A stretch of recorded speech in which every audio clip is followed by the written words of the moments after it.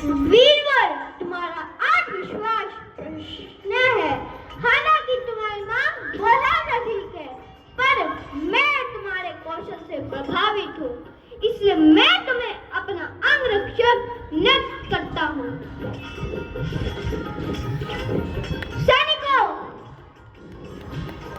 सैनिकों, ध्यान रखना कि ये वीरवर इतनी अशर्फियों का करता क्या है? कहीं कोई रहस्य तो नहीं छुपा? जी महाराज।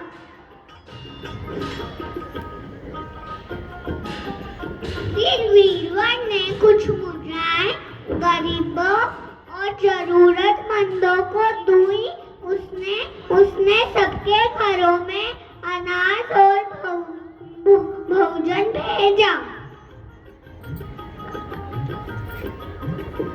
महाराज का आशीर्वाद है कि मुझे सेवा का अवसर मिला। आप लोग धर्म और शिक्षा के रक्षक हैं। इन अशर्फियों को स्वीकार करें और अच्छे कार्यों में लगाएं। धन्य हो बेटा, तुम्हारे जैसे दानी लोग ये संसार में भलाई फैलाते हैं।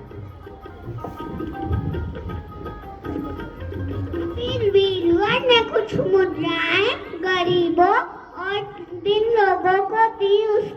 उसने सबके घरों में अनाज और भोजन भेजा। लो भाई, भूखे पेट कोई धर्म नहीं निभा सकता। यह भोजन सब में बांट दो ताकि कोई भूखा न सोए। भगवान तुम्हें खुश रखे वीरवर।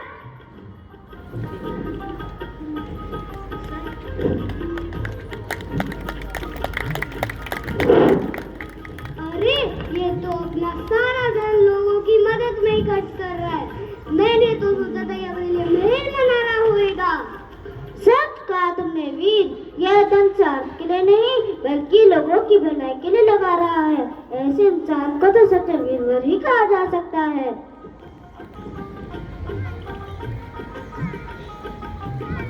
वीरवर ने दिखा दिया जो दूसरों की भलाई में अपना धन लगाता है वही असली महान होता है। अब आगे देखिए क्या होता है जब राजा को सच्चाई का पता चलता है।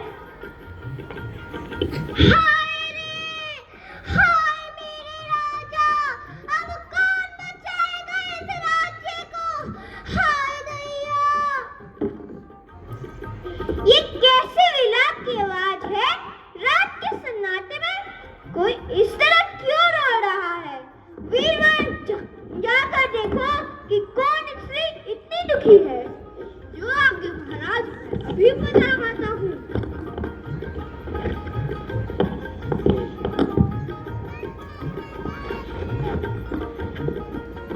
हे देवी, आप कौन है? इतनी रात गए यहाँ क्यों खड़ी है? इतनी कोरोना से क्यों हो रही? मैं कोई साधारण औरत नहीं हूँ। मैं राज्य लक्ष्मी हूँ, इस राज्य की खुशहाली की देवी। राजलक्ष्मी, अब दुखी क्यों है देवी? राज्य खुशहाल है, प्रजा भी सुखी है, तो आप इतनी दुखी क्यों हैं? वीर, तुम्हारे राजा रूपसेन का जीवन संकट में है। उनकी अकाल मृत्यु निकट है। आज रात ही उनका अंत लिखा गया है। क्या कहा देवी? राजा की मृत्यु निकट है? क्या इसे टाला नहीं जा सकता? कृपा करके कोई उपाय बताएं। पूरा दिशा में एक पुराना देवी मंदिर है। अगर कोई सच्चा और निस्वार्थ व्यक्ति राजा की जगह अपने प्राण दे दे तो राजा की जान बच सकती है। यदि मेरे बलिदान से मेरे राजा की जान बच सकती है तो मैं बिना सोचे अपने प्राण ले लूंगा। मेरा जीवन मेरे स्वामी के लिए ही है। वीरवर, तुम्हारा ये निस्वार्थ बलिदान इस राज्य को अमर कर देगा। तुम्हारा नाम सदा श्रद्धा से लिया जाएगा। हे माँ देवी, मेरे प्राण लेकर मेरे राजा की जान बचा लीजिए। यही मेरे जीवन का सबसे बड़ा सौभाग्य होगा।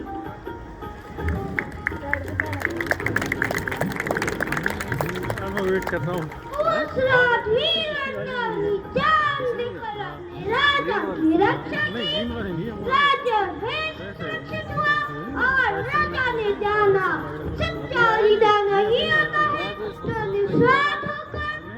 के लिए किया। ग्रीन ड्रेस नहीं पहनी हुई। नहीं वही। राजलक्ष्मी के वचनों ने वीरवर का हृदय हिला दिया। राजा के प्रति उसकी प्रेम और निष्ठा इतनी गहरी थी कि उसने ठान लिए कि वो अपने प्राण राजा के लिए न्यौछावर करेगा।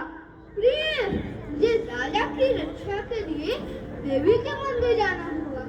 मुझे अपने प्राणों को बलिदान देना है। अपना और बच्चों को ख्याल रखना। नहीं स्वामी, मैं आपके बिना कैसे जीऊंगी? आपका साथ ही तो मेरा जीवन है। जहाँ आप जाएंगे वहाँ मैं भी जाऊंगी। पिताजी, जब आप और माँ चले जाएंगे तो हम किसके सहारे रहेंगे? हम भी आपके साथ चलेंगे। हमें भी अपने राजा के लिए बलिदान देना है।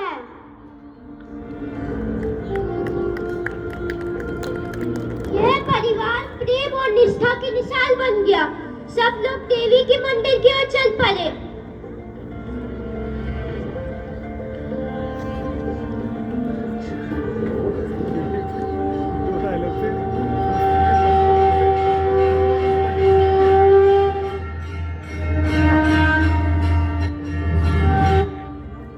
हे माँ देवी, मेरे राजा का जीवन सुरक्षित रहे।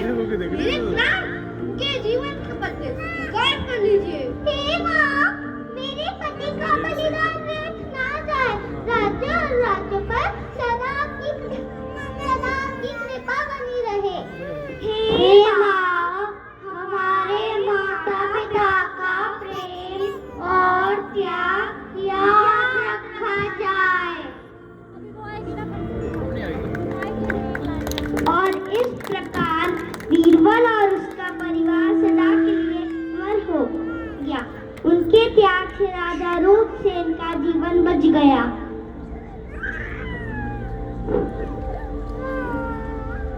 हे वीरवर, तुमने मेरे लिए इतना कुछ कर दिया। तुम्हारा ये बलिदान सदा याद रखा जाएगा। इस घटना ने सिखाया सच्ची निष्ठा और प्रेम का अंत बलिदान नहीं, अमरता।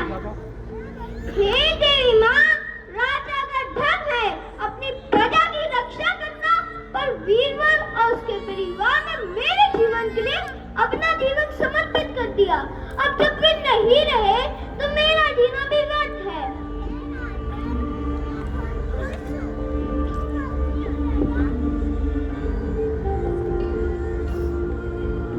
हे राजन, मैं बहुत खुश हूँ। तुम अपनी प्रजा की रक्षा और धर्म के लिए अपने प्राण देने को तैयार हो गए। यह बहुत महान विचार है। अब बताओ तुम्हें क्या चाहिए? हे देवी माँ, वीरवर और उसके परिवार को पुनर्जीवित कर दो। उनका बलिदान व्यर्थ ना जाए। तथास्तु, तथास्तु।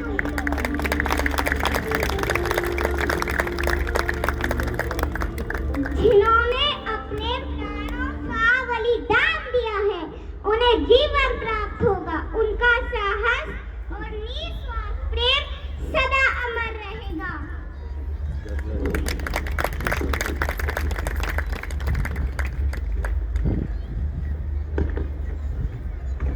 और इस प्रकार